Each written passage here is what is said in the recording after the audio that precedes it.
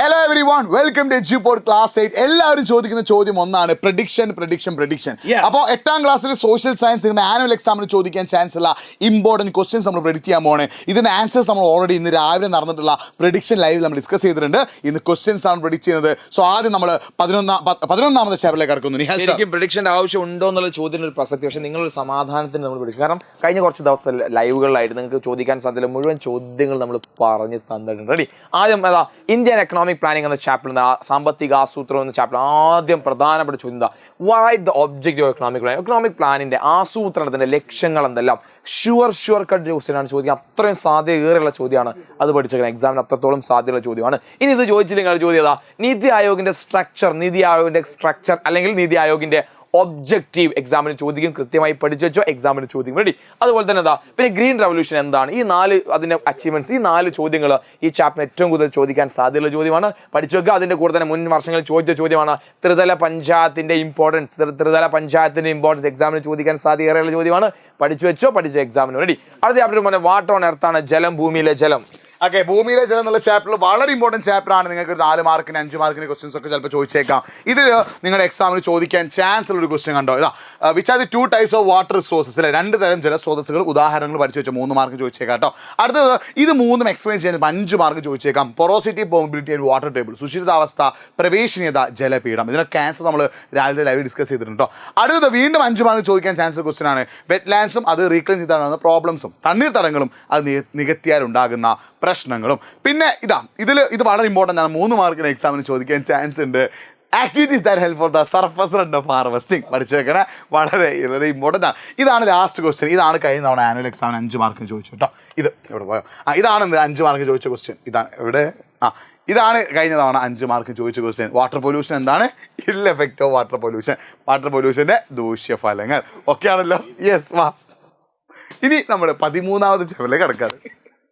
മക്കളെ, 13ാം ചാപ്റ്റർ നമ്മൾ ഡിസ്കസ് ചെയ്യാൻ വേണ്ടി പോകണം. ഈ ചാപ്റ്ററിന് ഏറ്റവും വലിയ പ്രധാനപ്പെട്ട ചോദിക്കാൻ ചോദ്യം എന്താ?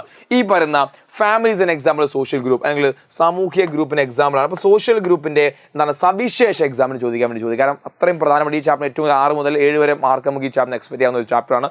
ഇനി അതുപോലെ തന്നെ സാമൂഹ്യ ഗ്രൂപ്പിലെ ഉപയോഗങ്ങൾ എന്തെല്ലാം പഠിച്ചു വെക്കണം.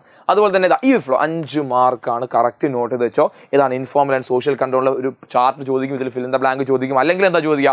അല്ലെങ്കിൽ പ്രാഥമിക ഗ്രൂപ്പും ദ്വിതീയ ഗ്രൂപ്പും തമ്മിലെ വ്യത്യാസം. ഇനി ഇതേ ചോദ്യം മാറി വേറെ ചോദ്യം ചോദിക്കാറുണ്ട്. ഇതിന്റെ എക്സാമ്പിൾ മാത്രം ഫോർമൽ സോഷ്യൽ കൺട്രോൾ എക്സാമ്പിൾസ് ഏതൊക്കെ ചോദ്യം. ഇത് ഇമ്പോർട്ടൻ്റ് ആണ്. കൃത്യമായി പഠിച്ചു വെച്ചോ, ചോദിക്കും. റെഡി?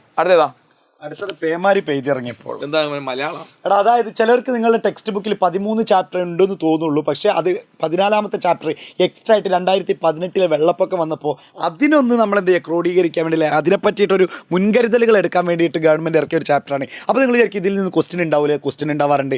4 മാർക്കിനൊക്കെ ക്വസ്റ്റ്യൻ ഉണ്ടാവാറുണ്ട്. പ്രധാനപ്പെട്ടത് ഫ്ലഡിനെ പറ്റിയിട്ട് നിങ്ങൾ പഠിച്ചു വെക്കുക. അതായത് ഇവിടെ ഉണ്ടാകുന്ന പ്രകൃതി പ്രതിഭാസങ്ങളുണ്ട്, അത് പഠിച്ചു വെച്ചാൽ മതി. അതായത് നമ്മുടെ ഫ്ലഡ്, അതുപോലെ തന്നെ ലാൻഡ് സ്ലൈഡ്, ഉരുൾപൊട്ടലും കാര്യങ്ങൾ എന്ത് ചെയ്യുക, പഠിച്ചു വെക്കുക. അപ്പോൾ അതിൽ തന്നെ നിങ്ങൾക്ക് പഠിക്കേണ്ട ക്വസ്റ്റ്യൻസ് എങ്ങനെയൊക്കെയാണെന്ന് വെച്ച് കഴിഞ്ഞാൽ, ഒന്ന് നമ്മുടെ ഉരുൾപൊട്ടലിന് കാരണമാകുന്ന, അതായത് ലാൻഡ് സ്ലൈഡിന് കാരണമാകുന്ന ഫാക്ടേഴ്സ് എന്തൊക്കെയാണ്, ഘടകങ്ങൾ. അതായത് എന്തുകൊണ്ടാണ് ഉരുൾപൊട്ടൽ ഉണ്ടാകുന്നത്. ഇപ്പോൾ ഈ അടുത്ത് വയനാടൊക്കെ ഉണ്ടായതല്ലേ.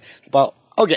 പിന്നെ അതുപോലെ തന്നെ നമ്മുടെ 2018 ഫ്ലഡ് ഇവിടെ വന്നിട്ടുണ്ടായിരുന്നു. അപ്പോൾ ആ ഫ്ലഡ് വന്നു കഴിഞ്ഞപ്പോൾ അത് ഇവിടുത്തെ അഗ്രികൾച്ചർ സെക്ടർ, അതായത് കാർഷിക മേഖലയെ എങ്ങനെയാണ് ബാധിച്ചത്, കൃഷിയൊക്കെ ആകെ തകർന്നു പോയി എന്നൊക്കെ പറഞ്ഞിട്ടുള്ള സംഭവങ്ങൾ, വിളകളൊക്കെ നഷ്ടപ്പെട്ടു പോയി, ആ കാര്യങ്ങൾ. പിന്നെ പറയുന്നത് നമ്മുടെ അതായത് റെസ്ക്യൂ ഓപ്പറേഷൻ എന്ന് പറഞ്ഞാൽ 2018 വെള്ളപ്പൊക്കം വന്നു കഴിഞ്ഞപ്പോൾ ഇവിടെ റെസ്ക്യൂ ഓപ്പറേഷൻ എങ്ങനെയൊക്കെയാണ്, അതായത് രക്ഷാപ്രവർത്തനം എങ്ങനെയൊക്കെയാണ് നടന്നത്, ആരൊക്കെ ഉണ്ടായിരുന്നു, ജനപ്രതിനിധികൾ, അതുപോലെ തന്നെ ഇന്ത്യൻ നേവി, അങ്ങനത്തെ കുറേ ആൾക്കാരൊക്കെ ഉണ്ടായിരുന്നു. പിന്നെ അതുപോലെ തന്നെ കേരളത്തിൻ്റെ സൈന്യം എന്നറിയപ്പെടുന്ന ഫിഷർമാൻ, മത്സ്യത്തൊഴിലാളികൾ, അങ്ങനെ എല്ലാവരും എന്ത് ചെയ്തിട്ടുണ്ട്, അതിലേക്ക് വന്നിട്ടുണ്ടായിരുന്നു. പിന്നെ നമ്മൾ പറയുന്നത് flood, find out the different reason for occurrence of flood in Kerala. അതായത് കേരളത്തിൻ്റെ അല്ലെങ്കിൽ വെള്ളപ്പൊക്കം ഉണ്ടാകാനുള്ള കാരണങ്ങൾ, വെള്ളപ്പൊക്കത്തിൻ്റെ കാരണങ്ങൾ എന്ത് ചെയ്യുക, പഠിച്ചു വെക്കുക. അപ്പോൾ പിന്നെ അതിലേക്ക് തന്നെ വെള്ളപ്പൊക്കവും ഉരുൾപൊട്ടൽ തടയാൻ നമ്മൾ എന്ത് ചെയ്യണം, ഏതെല്ലാം മുൻകരുതലുകൾ സ്വീകരിക്കണം, വെള്ളപ്പൊക്കവും കാര്യങ്ങൾ തടയാൻ ഏതൊക്കെ സ്വീകരിക്കണം. പിന്നെ അതുപോലെ തന്നെ ഇനി വരുന്നത് പ്രാചീന തമിഴകത്തിൻ്റെ കാര്യങ്ങളാണ്. പ്രാചീന തമിഴകത്തിൻ്റെ കാര്യങ്ങൾ പഠിക്കുമ്പോൾ ആൻഷ്യൻ തമിഴകം എന്നാണ് അതിൻ്റെ ഇംഗ്ലീഷ്. അപ്പോൾ മക്കളെ, ഈ 4 ചാപ്റ്റേഴ്സ് 11, 12, 13, 14 ഈ 4 ചാപ്റ്റേഴ്സാണ് ഏറ്റവും ഇമ്പോർട്ടൻറ്റ്. കാരണം ഈ ക്രിസ്മസ് എക്സാമിന് ശേഷമുള്ള ഈ 4 ചാപ്റ്റേഴ്സാണ് ഏറ്റവും കൂടുതൽ മാർക്ക് ക്വസ്റ്റ്യൻ ചോദിക്കുക. ഇനി അതിന് പുറമെ ബാക്കിയുള്ള ചാപ്റ്റേഴ്സ് ചോദിക്കാൻ ചാൻസുള്ള ക്വസ്റ്റ്യൻ നോക്കുകയാണെങ്കിൽ ഒന്ന് ഏതാടാ? യെസ്, വെച്ചോ ഇവിടെ. ഉമ്മണർ അല്ലേ? ഉമണറെ കുറിച്ച് പഠിച്ചേക്കണം. പ്രാചീന തമിഴത്തിലെ പ്രധാന ട്രേഡേഴ്സ് ആണ്. അവരെ പറ്റി ചോദ്യങ്ങൾ പലപ്പോഴും ചോദിക്കാനും പഠിച്ചേക്കാം. പിന്നെ വളരെ ഇമ്പോർട്ടന്റ് സംഘം ലിറ്ററേച്ചർ ആൻഷ്യൻ തമിഴകം. ഇത് കഴിഞ്ഞ ക്രിമിനൽ എക്സാമിന് 5 മാർക്കിന്റെ എസ് ആയിട്ട് ചോദിച്ചാട്ടോ, പ്രതീക്ഷിക്കാം. അടുത്ത് സാമ്പത്തിക ചിന്തകർ അവരുടെ പേരും പുസ്തകങ്ങളും പേര് എഴുതുക. അതിൽ കാൾ മാർക്സ്, അതായത് എക്കണോമിക് തിങ്സ്, അതായത് കാൾ മാർക്സ്, ആൽഫ്രഡ് മാർഷൽ, പിന്നെ നമ്മൾ പറയുന്ന മറ്റേ ആഡം സ്മിത്ത്, ഇങ്ങനെ കുറച്ച് ആൾക്കാരൊക്കെ. പിന്നെ ഗാന്ധിജിന്റെ ഹിന്ദ് സ്വരാജ്, ഇങ്ങനെ ബുക്കുകളൊക്കെ എന്ത് ചെയ്യണം, കറക്റ്റ് ആയിട്ട് പഠിച്ചു വെക്കട്ടെ. പിന്നെ റോബിൻ, പിന്നെ പേർഷ്യൻ അധിനിവേശത്തിന്റെ ഫലങ്ങൾ. നമ്മുടെ പേർഷ്യക്കാർ നമ്മുടെ മാസിഡോണിയയിൽ ഇവിടെ എന്ത് ചെയ്തിട്ടുണ്ട്, ആക്രമിച്ചപ്പോൾ സ്വാഭാവികമായിട്ട് എന്തൊക്കെ മാറ്റങ്ങളുണ്ടായി. അതായത് ഇന്ത്യയും പേർഷ്യൻ അല്ലെങ്കിൽ എന്തുണ്ടായി, വ്യാപാരം ശക്തപ്പെട്ടു. പിന്നെ അതുപോലെ തന്നെ ഒരു കരോസ്റ്റി എന്നുള്ള ലിപി കണ്ടുപിടിച്ചു എന്നൊക്കെ പറഞ്ഞിട്ടുള്ള ആ കാര്യങ്ങൾ. അത് കഴിഞ്ഞ പേർഷ്യന്റെ ഇനി പ്രസിഡന്റിന്റെ ഫംഗ്ഷൻസിലെ രാഷ്ട്രപതിയുടെ ചുമതലകൾ പഠിച്ചു വെക്കണം, വളരെ ഇമ്പോർട്ടന്റ് ആണ്. ഓക്കെ, ഇനി എന്തുകൊണ്ടാണ് അലക്സാണ്ടർ ഇന്ത്യ ആക്രമിച്ചത്? ചിലപ്പോൾ 2 മാർക്കിന്. എന്തുകൊണ്ടാണ് ഇന്ത്യ ആക്രമിക്കാനുള്ള റീസൺ എന്നാണ് ചോദിക്കുന്നത്. കാരണം എന്താണെന്ന് വെച്ചാൽ ഗ്രീക്ക് കൾച്ചർ എന്ത് ചെയ്യുക, സ്പ്രെഡ് ചെയ്യിക്കുക. പിന്നെ അതുപോലെ തന്നെ പേർഷ്യൻകാരുടെ അണ്ടറിലുള്ള എല്ലാ റീജിയനും അവരുടെ കീഴിലാക്കി മാറ്റുക. ചെറിയ മാർക്കിന്. ഇനി ഇത് ഈജിപ്ഷ്യൻ സിവിലൈസേഷൻ, ഹാരപ്പ സിവിലൈസേഷന്റെ സംഭാവന ചോദിക്കും.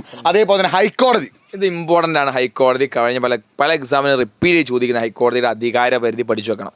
ഓക്കെ, അടുത്തത് ഗാന്ധാര ശില്പം വളരെ പ്രധാനപ്പെട്ട. ഇത്ര കാര്യം ഓർത്ത് വെക്കുക. റോമ, അതുപോലെ ഗ്രീക്ക്, അതിന്റെ കൂടെ ഇന്ത്യ, 3 പേരുടെയും സ്റ്റൈൽ മിക്സ് ഉണ്ടാക്കിയ ശില്പരീതിയാണ് ഗാന്ധാര സ്കൾപ്ചർ ഉണ്ടാക്കിയത്. കുഷാനന്മാരുടെ കാലത്താണ്, കനിഷ്കനാണ്. What are the features of land distribution സജവാന ഗുപ്ത വീടില്ല, അത് പഠിച്ചു വെക്കാം. അത് പഠിച്ചു വെക്കണമല്ലോ. അത് എന്തിനാണ് ഒരു ലാൻഡ് ഡിസ്ട്രിബ്യൂട്ട് ചെയ്തത്? കൃഷിയെ പ്രോത്സാഹിപ്പിക്കാൻ വേണ്ടിയില്ല. കൃഷിയെ പ്രോത്സാഹിപ്പിക്കാൻ വേണ്ടി കൃത്യമായി നോട്ട് ചെയ്ത് വെക്കണം. അതായത് ലാൻഡ് അവർക്ക് കൊടുക്കുക എന്തിന്, കൃഷി ചെയ്യാനായിട്ട്. അതിനുശേഷം ഉണ്ടായ മാറ്റങ്ങൾ പഠിച്ചു വെച്ചാൽ. ഓക്കെ, ഇനി എന്താടാ ഫിസിക്കൽ ആൻഡ് കൾച്ചറൽ മാപ്പ് അല്ലേ, ഭൗതിക സാംസ്കാരിക ഉദാഹരണങ്ങൾ പഠിച്ചു വെക്കുക. നെക്സ്റ്റ്, അതേപോലെ തന്നെ the method to calculate the scale in the മാപ്പിലെ തോത് കണക്കാക്കാൻ രീതികൾ.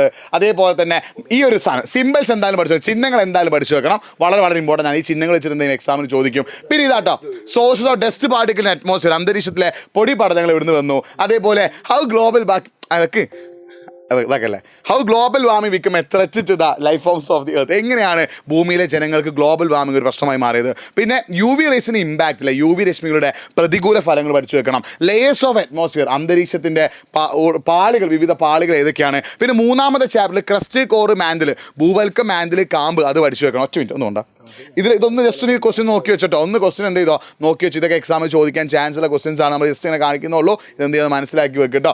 ഓക്കെ ആണല്ലോ. യെസ്, ഇതൊക്കെ വളരെ വളരെ ഇമ്പോർട്ടൻ്റ് ആണ്. ഈ സിമ്പിൾസ് പഠിക്കാതെ, കളേഴ്സും പഠിക്കാതെ പോകരുത്. പിന്നെ ഈ മാപ്പിൻ്റെ ക്ലാസിഫിക്കേഷൻ ഒക്കെ പഠിച്ചു വെക്കുക. എക്സാമിന് എന്ത് ചെയ്യുക, സെറ്റാക്കുക. 3rd ചാപ്റ്ററിലേക്ക് വരുമ്പോൾ ക്രസ്റ്റ്, കോർ, മാൻഡിൽ, ഭൂവൽക്കം, കാമ്പ്, അതിൻ്റെ പ്രത്യേകത പഠിച്ചു വെക്കുക. വെതറിങ്, അപക്ഷയം പഠിച്ചു വെക്കുക. ടൈപ്സ് ഓഫ് റോക്സ്, വിവിധ തരം ശിലകൾ വിത്ത് ഉദാഹരണം എക്സാമ്പിൾ പഠിച്ചു വെക്കുക. ഇത്രയുമാണ് ഇമ്പോർട്ടൻ്റ് ആയിട്ടുള്ള ക്വസ്റ്റൻസ്. ഈ ക്വസ്റ്റൻസിന് ആൻസേഴ്സ് ഒക്കെ നിങ്ങൾക്ക് വേണമെങ്കിൽ 9 മണിക്ക് കയറുന്ന ലൈവ് ഒന്ന് കണ്ടാൽ ഞാൻ ലൈവിൽ പറയുന്നുണ്ട്. നന്നായി പഠിക്കുക, ഉഷാറായി പഠിക്കുക, സ്റ്റില്ലായി പഠിക്കുക. നാളെ നടക്കുന്ന സോഷ്യൽ സയൻസ് എക്സാം എന്തായിരിക്കും, നമുക്ക് ഈസി ആയിരിക്കും. എല്ലാവർക്കും all the best. Exam easy ആവട്ടെ. നമ്മുടെ രാത്രി ലൈവിലേക്ക് വരെ എല്ലാം നമ്മൾ സെറ്റാക്കും. All the best, all the best, all the best, all the best. Exam എല്ലാവർക്കും ഈസി ആവട്ടെ. നിങ്ങൾ പഠിച്ചത് മാത്രം ചോദിക്കട്ടെ. എല്ലാവർക്കും എക്സാം സെറ്റ് ആവട്ടെ. ഒരിക്കൽ കൂടി അഭിനന്ദനങ്ങൾ. All the best.